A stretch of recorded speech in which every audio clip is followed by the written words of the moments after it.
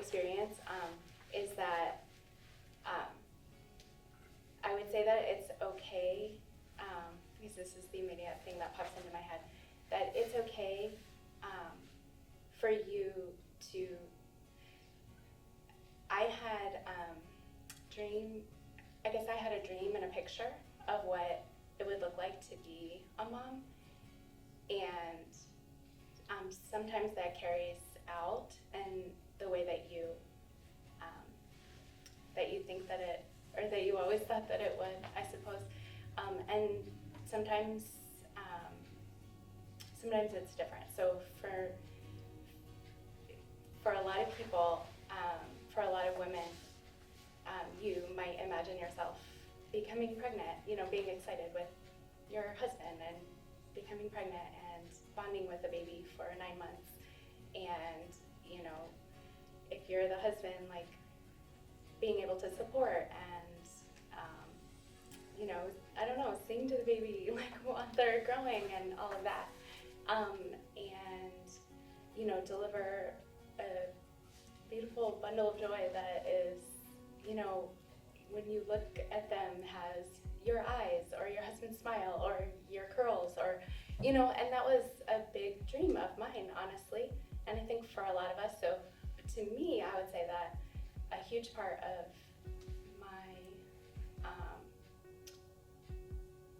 my journey and my faith is that, to me, I felt like that was, like I wasn't having that I felt like I was selfish to want those things or to have that dream, and that I shouldn't make that known or shouldn't say that was my dream.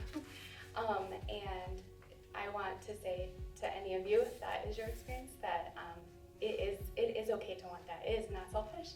It is okay. It is your dream. And I feel like once I said that and let God know that was the desire of my heart personally, that He was able to start a healing process in me, and really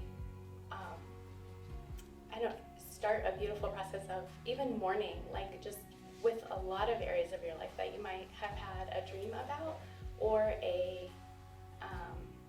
or an expectation of any kind. Just being able to say that and say that's okay. That was my feeling, and then He started this process of, I think, healing in me and opening up in ways that I never would have ever imagined. Like, He is the original adoptive Father. He knows the desires of our hearts, and we can let Him know that because He wants to know. And then He takes that and He heals it. And I think, Jesus on the cross, what He did for us is the ultimate picture of love, and His resurrection is the ultimate picture of power.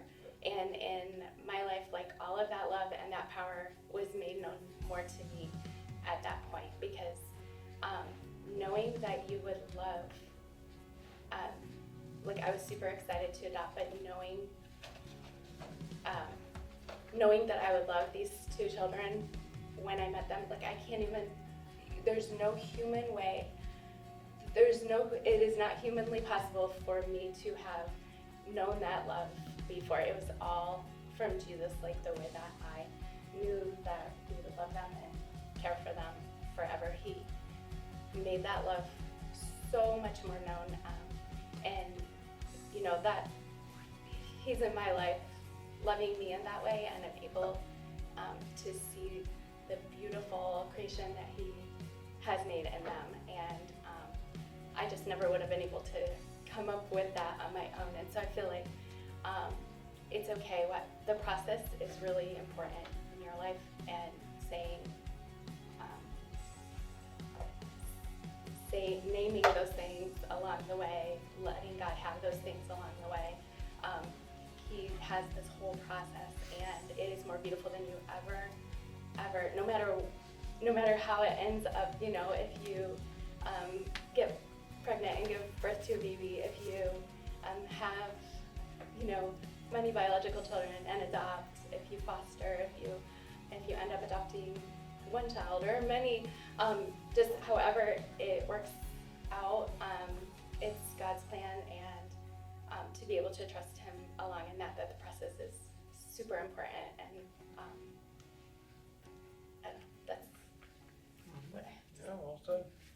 Yeah, I would just say we were married at age 22, so we were immature, even more so than I still remain today. But at the same time, we have been blessed with the grace of a sense of what I've read Pope Francis call like a personal encounter with Jesus. And that, was a real active force, even, as a young, new married couple. And so that helped put us in situations where ideas of sacrificial love and service and children were always part of that. We were kind of exposed to that as a way of life.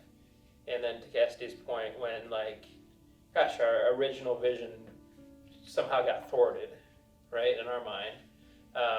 I remember one of the key lessons that I felt like the Lord was showing us was that there's a difference between good and bad and preference and non-preference.